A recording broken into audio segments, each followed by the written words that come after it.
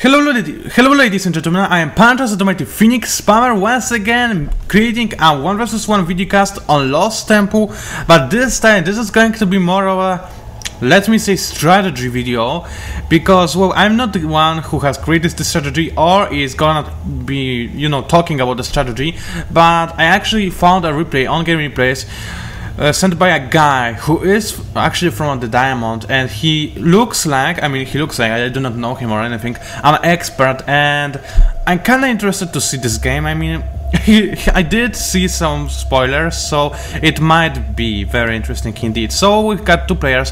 The first one is Rekatan. I have no idea how to correctly spell this name, sorry for that, but I'm gonna call him Rekatan, and his opponent playing as Red Terran.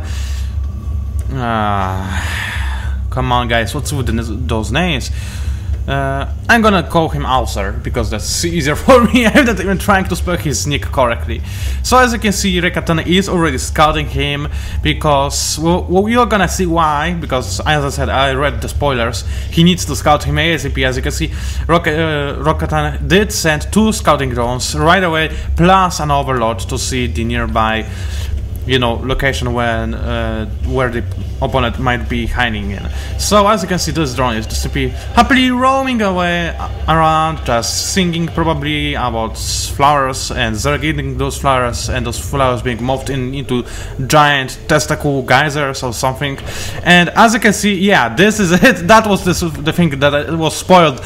This is a perfect comment for what you see right now, because what you see is a double extractor blocking the Terran from placing any reactors of those. As you can see, Rekatan is keeping casting those and reconstructing them, so that way it is mostly impossible for the Terran to place anything.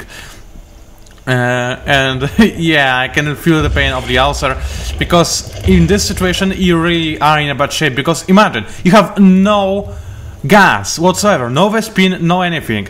And as you can see, Rekatan is happily making his spawning pool very late, but that's because of the strategy. Actually, it was not done. Wait, what is his... Stop doing... Come on! I want to click at you. Okay, so there we go, 16. Well, I guess the spawning pool is kinda normal. And as you can see, yeah, also is simply trying to make the same for the opponent, but I guess that Rekatan does not really need his gas so badly in this stage of the game. I mean, Zerg, gas, well, yeah, but not necessarily in the game. Until they are in tier 2, they kinda... One gas is even more than enough for them. That's the overall idea of what you are seeing right now. So Rekatan is blocking the Terran from having those Vespin geysers, and look at this micro. Single Marine is not gonna be enough to stop the Zerg from doing this trick. So Auser is in a lot of trouble. He needs to dispatch those extractors, or else he will have no gas. Look at this, he's got almost 400 in minerals and still no gas. He can, which means that he can create only Marines, and Marines only, and a series possibly, and also he can morph into orbital commands. So that's what he's doing, but he cannot do anything else at the moment. So this is a big problem for him. Now let's have a quick look at the Zerg base. What you see right now, yeah, that is it. This is the Baneling Nest, guys. So we're gonna see 2 extractor blocking Baneling Nest, Bast, Rush, whatever you're gonna call it. Well, that's important. Yeah, it is gonna be very hard for the Terran to counter. And is that gonna be the blockade for the Zerg players? I mean, the Zerg are having a lot of trouble against the Terran, and I guess that Terran is OP versus anybody, even versus Terran, a bit, maybe. Nah, I'm just kidding. But I guess Protoss, I mean, they are really OP against Protoss, and from what I heard from many Zerg players, they are also OP against Zerg, so the Terran need a nerf. All those other 2 races need a buff, I do not know, but probably the Terran need a nerf rather than anything else. So at the moment, as you can see, the Terran player, excuse me, also I should call him that way, is simply spamming Marines, because he's got tons and tons of minerals that were given to him because of the fact that he could not mine any gas. Now he's desperate to get some gas going and to do something with it. While Rekatan is slowly but steady making his army of Banelings, of Doom, of whatever you're gonna call it. He's got 9 Banelings morphing in and he's gonna march them right towards the enemy base. At least that's what I'm assuming he's gonna do. Well, this would be logical, right? Instead of ordering to them to have a picnic on the countryside with Jennifer Lopez, well, it could be a nice order, right? But it's not gonna bring you the victory or anything. Well, unless your people are getting so high morale from having a picnic with Jennifer Lopez, you're simply gonna be extraordinarily happy because of that and then win because you just pawn so hard or something. Anyway, as you can see, there's a single scouting zigging to see this case. He can see that there are 3 barracks, a lot of marines.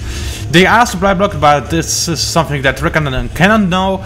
And right now we have a factory, armory, and another factory being created. So as you can see, Terran needs to make some high tier units ASAP. Those might be either tanks or force. In TVZ, those forces are extraordinarily powerful. I mean, this is like anti-air siege tank with a very nice damage against ground units as well. So they both could be an idea to go with. It's pretty much depends from the Zerek player himself. Most people these days are really trying to go for the force because of the muta problem, but this case might be a little bit different, and we're gonna see how it differs from any ordinary case. So as you can see, the scan goes down. I wonder if there was another scan over here. We can check it out. Well, he did see what he did. Well, he did not see tier 2, but I guess he kind of assumed that there is tier 2. He does not know about those bannings, and as you can see, Rokatan does not want to move in with his bannings before he's got his upgrade.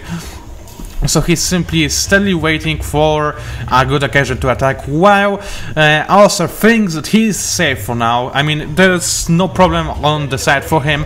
What I would like to do in his position, well, I would have, this would be a problem because of the Vesping gas, but maybe, just maybe, it would be a nice, decent idea to get the engineering bay, or the House of MacGyver, as some people call it, and then goes like a sensor tunnel. Those structures are really underestimated. In my opinion, they should not be underestimated. I mean, come on, it has a huge range and it can be really useful, and I thought those are bannings, but this was a test. Poor Mare Selling being just a target practice for the Marines to being gunned down in some raining fire from those brave soldiers. And at the moment, oh, there is House of MacGyver being created. That is something interesting. I think of something and it happens. That's how powerful I am. Yes, I am the almighty god of Vikings or something. I have no idea why I said Vikings, because I actually like the Phoenix size better, but it's probably because I played too much Lost Viking lately. I mean, Lost Viking is kind of fun, at least for me. And by the way, today I'm extraordinarily happy for, I have no idea what reason. I mean, maybe it is because I was on my driving license practice, because I'm learning for acquiring the driving license, and I was roaming on the road and didn't kill anyone, including myself. So maybe that's why I'm happy, or maybe it's because non-logical happiness caused by pure nothing, so it could be either way.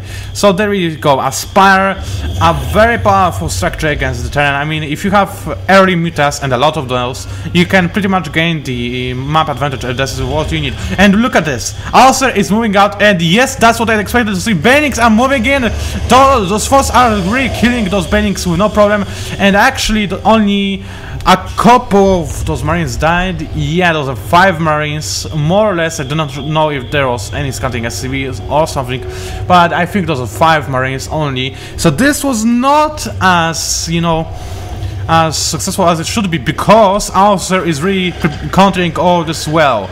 I mean, it was pointed out in the replay itself that this is an example of the strategy which is 2x sector and into Bailings, being used on a skilled player that is actually countering it well. So there we go, 3 force, a lot of Marines, and a couple of Hellions. But look at this, the Banix are going in, and they are 9. Whoa, what was that? This was some yummy action. Wow, this was beautiful. It was like watching a work of art, a painting of people being torn to pieces.